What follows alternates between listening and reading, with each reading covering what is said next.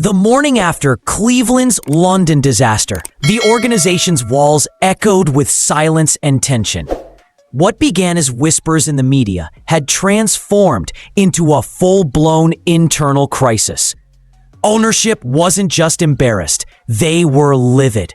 According to multiple insiders, Jimmy Haslam canceled all non-essential meetings and summoned Kevin Stefanski, GM Andrew Berry, and team president Dee Podesta into a closed-door session, described as tense enough to melt steel. By noon, Cleveland's front office looked less like an NFL operation and more like a political battlefield.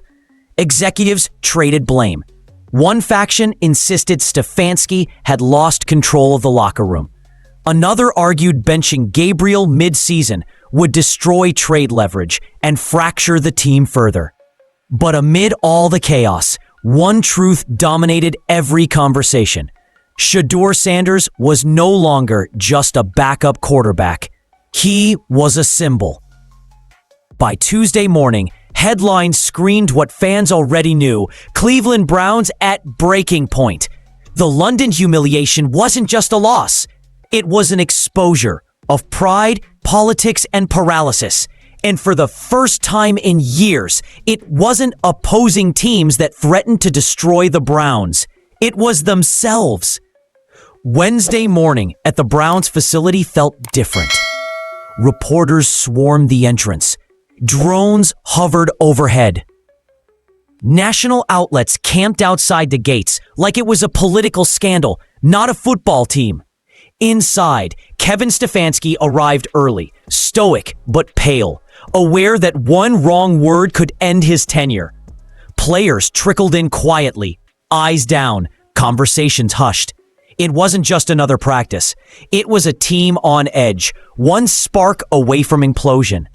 The tension finally broke during the offensive meeting. According to multiple sources, wide receiver Amari Cooper, normally calm and diplomatic, stood up mid-session and confronted Stefanski directly. "Coach, we're not blank. We know who gives us the best chance to win." The room fell silent. No one moved. Stefanski, visibly stunned, responded with a clipped, "We'll handle personnel decisions internally." But the damage was done. Players exchanged knowing glances. The wall between coach and locker room had cracked.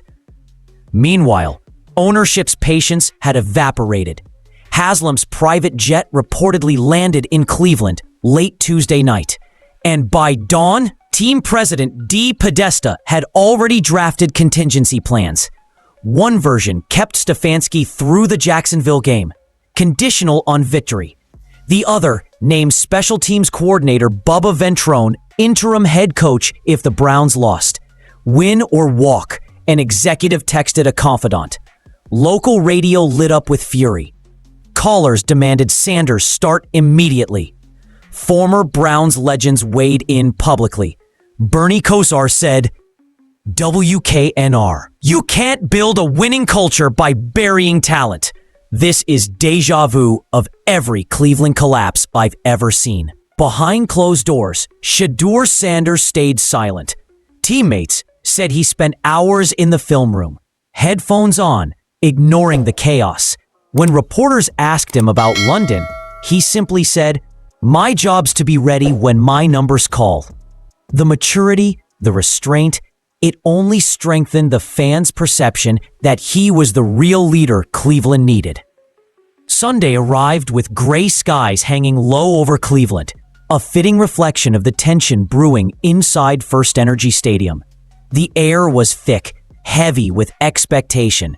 Every camera pointed toward the Browns sideline, every fan waiting to see one thing: would Shedeur Sanders finally play? The stadium crowd was restless long before kickoff.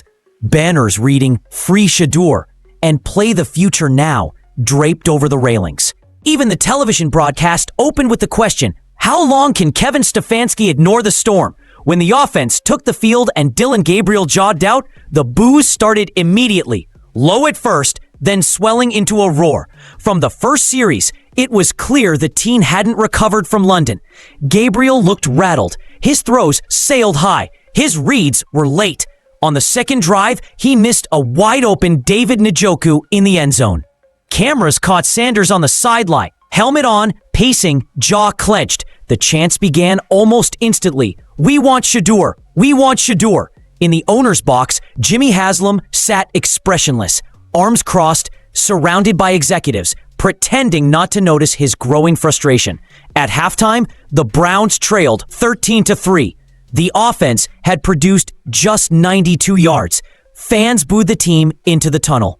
Inside the locker room, chaos simmered beneath the surface. Veteran guard Wyatt Teller slammed his helmet into a locker, shouting, "We're dying out there!" Gabriel sat alone, staring at the floor. Stefanski, voice tight, tried to rally the group, but few players met his eyes. Then, unexpectedly, running backs coach Stump Mitchell broke the silence. "Coach, the kid's ready. Let him play." Stefanski hesitated. He looked around the room. Half the team nodded in quiet agreement. It was the moment every coach dreads. The room had turned. When the Browns returned for the third quarter, something was different. The sideline buzzed. Sanders stood by the quarterback coach, stretching his arm. The cameras zoomed in. The roar that exploded through the stadium wasn't just excitement. It was release. Weeks of anger, months of frustration, and years of false hope, all pouring out at once. Shedeur jogged onto the field like he had been waiting for this moment his entire life. Calm, composed, helmet tight, eyes locked ahead. No theatrics, no smiles, just focus. The first snap came on 2nd and 8 from their own 27-yard line. Minnesota loaded the box, daring the rookie to throw. Sanders took the snap, dropped 3 steps, and fired a rope over the middle to Amari Cooper. 22 yards, first down. The sideline erupted. The next play, a quick rollout right. Sanders threaded another dart to Elijah Moore between 2 defenders. Another first down. Cameras caught Kevin Stefanski's expression, blank, pale, almost disbelieving. Then came the play that flipped the stadium upside down. On 3rd and 5, Sanders saw a collapsing pocket. Instead of folding, he stepped left, escaped the rush, and unleashed a 42-yard strike to David Njoku, streaking up the seam. Touchdown. The crowd detonated. Players sprinted off the bench, mobbing him. Njoku lifted him off the ground as the rookie raised a single finger to the sky. The broadcast booth went silent for a moment, then erupted with disbelief. "Where has this been?" one analyst shouted. ESPN's feed cut to the stunned Vikings sideline. They had spent all week preparing for Gabriel's short game offense. Suddenly, they were facing a quarterback who could burn them from anywhere on the field. On the next drive, Sanders showed poise beyond his years, audibling out of 2 plays, checking down when needed, sliding to avoid pressure. His command was surgical. When the Browns scored again, a 14-yard slant to Cooper, the scoreboard read 17-13. For the first time all afternoon, Cleveland led. In the press box, writers scrambled to rewrite their headlines. "The Sanders era begins," one muttered. Momentum is a fragile thing in football. Once it swings, it feels unstoppable.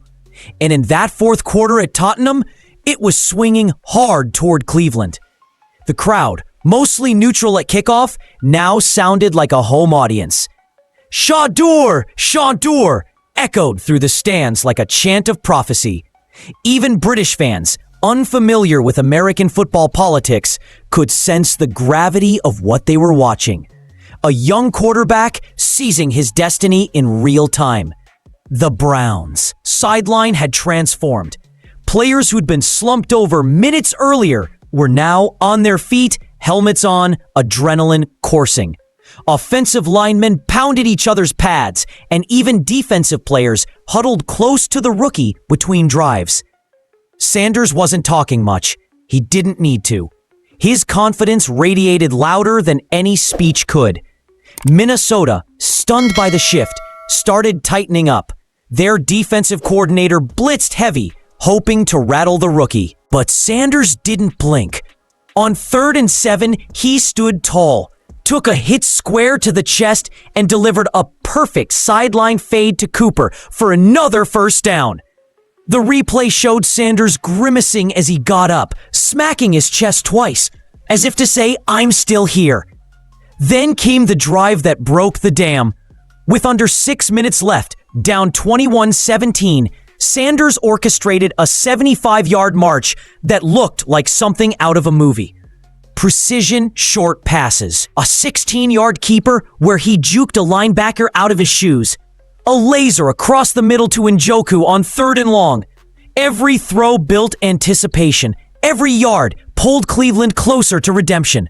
With just 1:14 left, facing 2nd and goal from the 9, Sanders dropped back, surveyed the field, and rifled a bullet between 2 defenders. Touchdown, Browns. Njoku again. The stadio shook. The broadcast camera caught Sanders roaring, helmet half off, teammates swarming him like a tidal wave. Up in the booth, one commentator said it best: "You're not watching a backup anymore. You're watching Cleveland's future." When the final whistle blew and the scoreboard flashed, Cleveland 24, Minnesota 21, it wasn't just the end of a football game. It was the birth of a new narrative. Shedeur Sanders jogged off the field, surrounded by cameras, microphones, and an energy that felt more like a coronation than a post-game wrap-up. In London, under the bright lights of Tottenham, the Browns had finally found something they'd been chasing for decades: hope. Kevin Stefanski, meanwhile, wore the expression of a man realizing his control over that hope had just slipped away. Moments earlier, he'd been pacing the sideline like a general holding his breath. Now, as the crowd roared for a player he had benched all season, the spotlight that once defined his authority turned harsh and blinding. The press conference waiting for him wouldn't be about play calling, clock management, or defensive execution.